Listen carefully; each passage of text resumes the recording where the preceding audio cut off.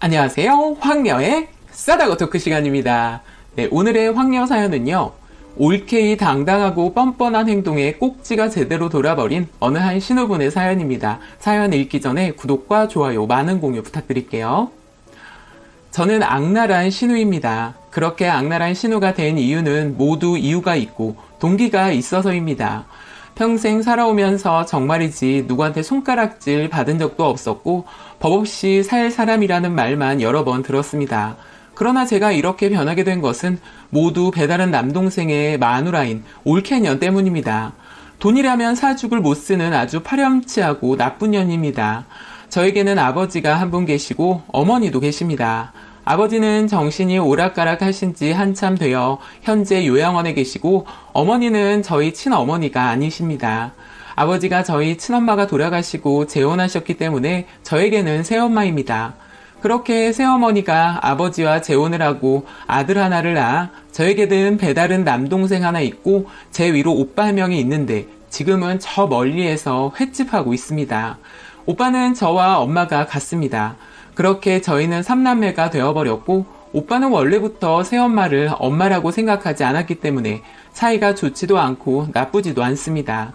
새엄마는 어려서 저에게 그냥저냥 잘해주셨지만 동생을 낳고 나서부터는 저에게 관심을 주지도 않고 엄청 혼내고 일찍부터 일을 하기 시작한 저입니다. 아버지가 있어 그나마 저에게는 든든했던 것 같아요. 아버지 앞에서는 저에게 잘하는 척하는 새엄마를 생각하면 아직도 눈물이 앞을 가립니다. 답답하고 억울했지만 저는 살아남았고 친정 오빠는 일찍이 집을 나가서 잘 살고 있습니다. 살아오면서 정말 억울한 일이 많았는데 제가 엄마의 지갑에서 돈을 훔쳐갔다는 말도 안 되는 트집을 잡으시던 엄마. 나중에서야 동생이 엄마 지갑에 손을 댔다는 게 밝혀졌지만 미안하다는 소리 한마디 없었던 분입니다. 본인 핏줄만 생각하던 그런 엄마였지만 그래도 미운정 고운정이 있었던지라 현재는 그런 사이입니다. 사실 시어머니만도 못한 분이지만 저희 아버지 수발도 다 드셨던 분이고 저 결혼할 때 그래도 돈도 보태주셨고 나름 엄마로서 해주어야 하는 부분들은 해주긴 했습니다.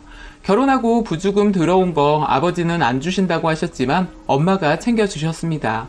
그리고 남동생도 커가면서 정신을 좀 차리면서 성인이 되고 군대 다녀와서는 저와 그럭저럭 잘 지냈습니다. 그러나 남동생이 결혼을 하고부터 집에 웬 거지 같은 년이 들어오고 조용할 날이 하루도 없었던 것 같습니다. 올케 집도 그닥 평범한 집은 아니라고 들었습니다.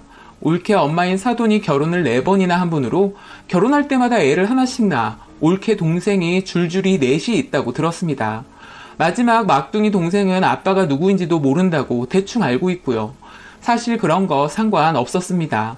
사람만 좋으면 됐지 집안이 뭐가 그리 중요하겠냐 싶었습니다.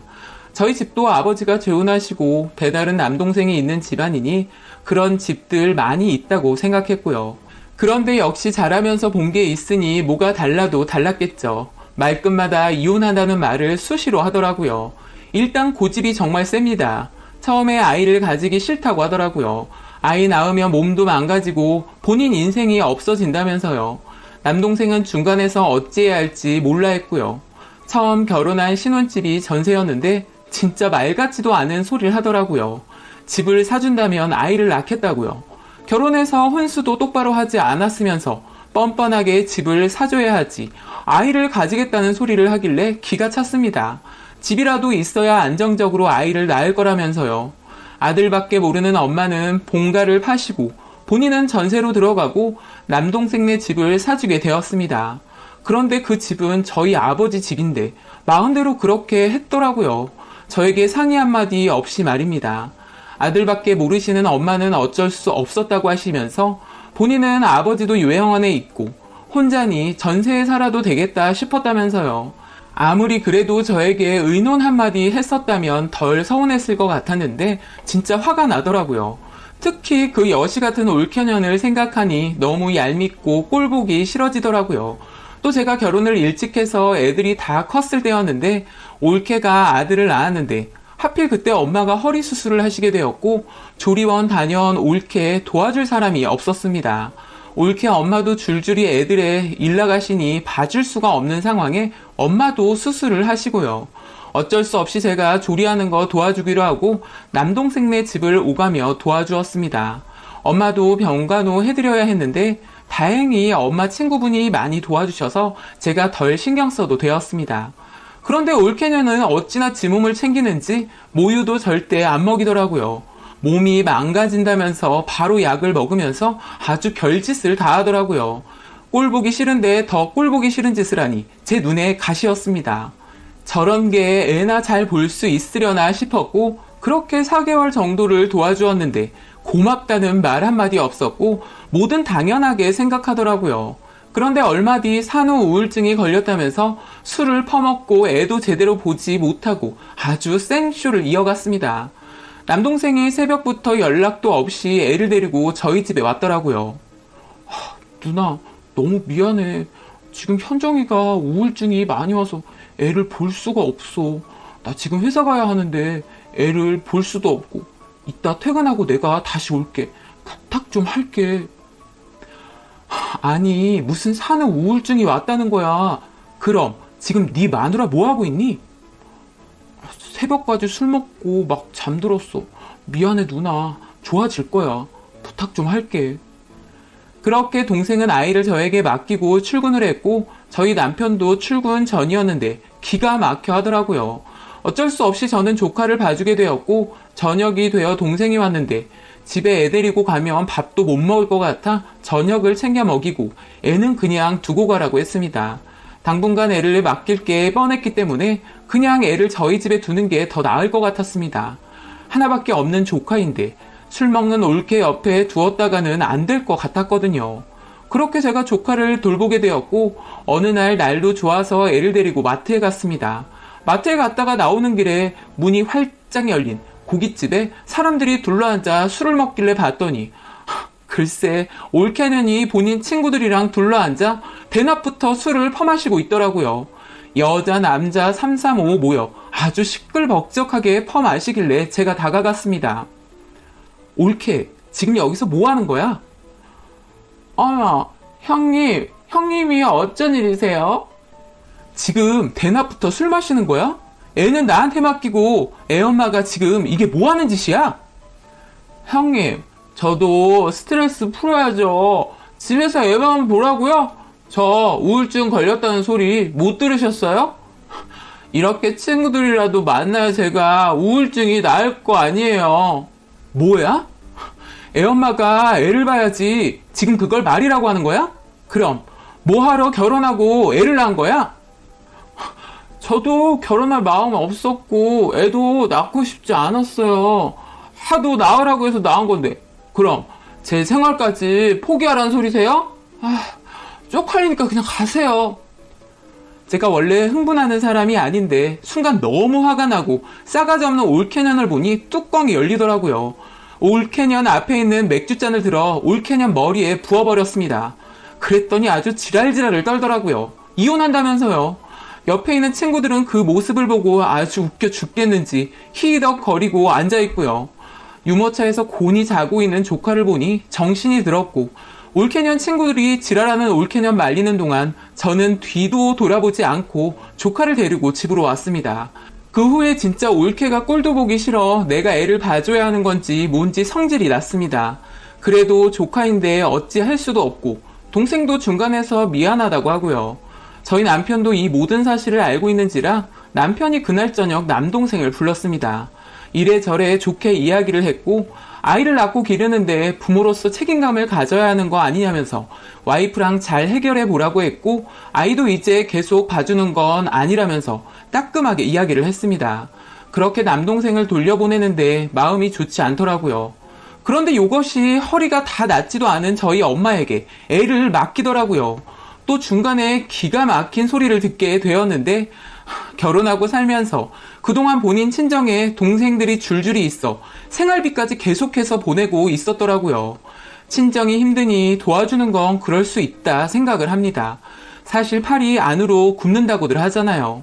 애를 봐야 하니 직장에 다닐 수 없다고 생각은 합니다. 그런데 애도 안 보고 싸돌아다니면서 술 먹고 다닐 시간은 있고 나가서 일할 생각은 전혀 없더라고요. 그러면서 남동생 힘들게 번 돈으로 지 몸에 두르고 다니는 거 다 사고 다니고 친정에 다달이 돈까지 보낸다고 생각하니 환장하겠더라고요. 남동생은 뭐에 홀려서 그런 여시 같은 년 말에 홀려서 아주 바보가 그런 바보가 또 있나 싶더라고요. 남동생이 한마디 하면 이혼하자는 말을 입에 달고 살고요. 그런데 이것이 저와 엄마 모르게 남동생을 꼬셔서 집 살 때 명의를 지 명의로 했었고 집 담보로 대출까지 풀로 받았더라고요.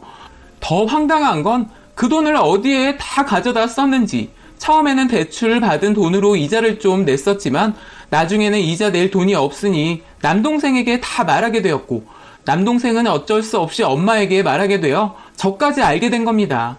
아무리 생각해봐도 이렇게 남동생의 올케년이랑 계속 살았다가는 집안을 거덜내겠다 싶었고 집으로 달려갔습니다. 도대체 그 돈을 어디에 썼는지 궁금하더라고요. 친정에서 판 집도 어찌 보면 저희 아버지 집인데 이런 말 같지도 않은 일이 벌어지고 나니 참을 수가 없더라고요. 올케, 대출 받아서 그 돈 도대체 어디다 쓴 거야?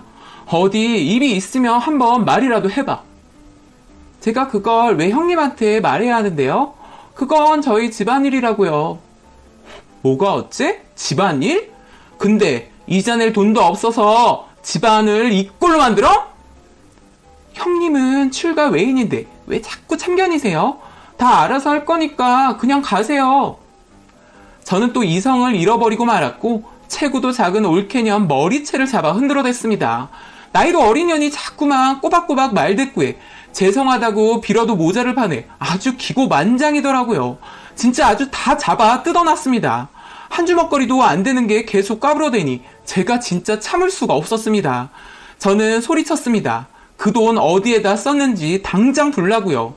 올케년이 말할 때까지 저는 아주 다 잡아 뜯어놨고 결국 돈을 어디에 썼는지 불더라고요. 그 돈으로 친정집이 월세라 전세로 이사가게 해줬다고요. 완전 꽃뱀 같은 년 같았습니다. 친정 힘든 거 알고는 있었지만 집이 월세인 줄은 전혀 몰랐거든요. 그렇게 힘들었으면 진작 말을 했으면 좋았을 텐데 뻔뻔하게 대출받아 지 마음대로 친정 집까지 얻어주고 애도 나 몰라라 하고 술 퍼먹고 다녔던 걸 생각하니 진짜 꼭지가 돌겠더라고요. 남동생도 전혀 모르고 있었던 일이었고 엄마도 마찬가지였고요. 저는 그대로 엄마와 함께 올케년 사돈댁에 갔고 이야기를 해보니 대출받은 돈으로 집을 해준지 몰랐다고 하더라고요. 그 말을 믿어야 할지 말아야 할지 이해가 가진 않았습니다. 저희 엄마가 눈물을 보이시니 전세금 빼서 다시 돌려준다고 하더라고요. 저도 사돈 어른한테 최대한 예의를 지켰고 그렇게 약속을 받아내고 몇 개월 뒤 전세금은 빼서 돌려받았습니다. 저도 그렇게까지 할 생각은 없었지만 올케년 하는 짓거리가 정말 막무가내여서 어쩔 수 없이 마음을 독하게 먹었던 것 같습니다. 저한테 뒤지게 쳐맞고는 한동안 잠잠하게 지내더라고요. 대출금 상환하는 거치 기간이 있어 손해는 봤지만 그래도 다행히 대출금 처리하고 돈이 들었지만 집 명의 변경도 바로 하게 되었습니다. 그런 일이 있고 나서는 남동생도 정가는 조금 달라졌습니다. 예전에는 올케년한테 찍소리도 못하며 살았지만 그 후로는 올케년이 쩔쩔거리고 살더라고요. 마음 같아서는 당장 이혼시켜버리고 싶었지만 아이도 있고 둘 다 이혼할 마음이 없어 지금은 싸우지 않고 살고 있는 것 같더라고요. 친정과 남동생 저희 집이 다 한 동네라서 얼굴은 자주 보고 살고 있습니다. 예전처럼 눈 똑바로 뜨고 대들던 올케는 현재 제 앞에서는 눈 깔고 삽니다. 사실 지금도 올케년이 마음에 들지는 않지만 밖으로 티내고 있지는 않습니다. 남동생한테 물어보면 많이 변했다고 하더라고요. 그래도 올케에게는 줄줄이 동생들이 있고 사돈 혼자 벌어 살림하기 힘든 거 알기 때문에 다달이 돈 주는 건 제가 관여할 바가 아니라 말은 안 하고 있습니다. 저도 그 정도로 인정머리 없는 사람은 아니거든요. 가끔 둘이 시간 보내라고 제가 조카도 봐주기도 하고요. 한순간에 다 끝장내버리고 싶었던 사건이 줄줄이 있었지만 다행히 우여곡절 끝에 현재는 그러려니 하고 살고들 있네요. 센 척은 다 하던 그때의 올케를 생각하면 아직도 잊혀지지가 않고 괘씸했었지만 계속해서 지켜보고 있습니다. 매번 사연만 보다가 몇 년 전 있었던 일이 생각나 사연 보내보았습니다. 라고 사연 올려주셨습니다. 사연에 나온 이름은 모두 가명이니 오해 없으시길 바랍니다. 오늘의 사연 여기까지였고요. 많은 공유와 여러분들의 생각이나 느낀 점이 있다면 댓글로 표현해 보시기 바랍니다.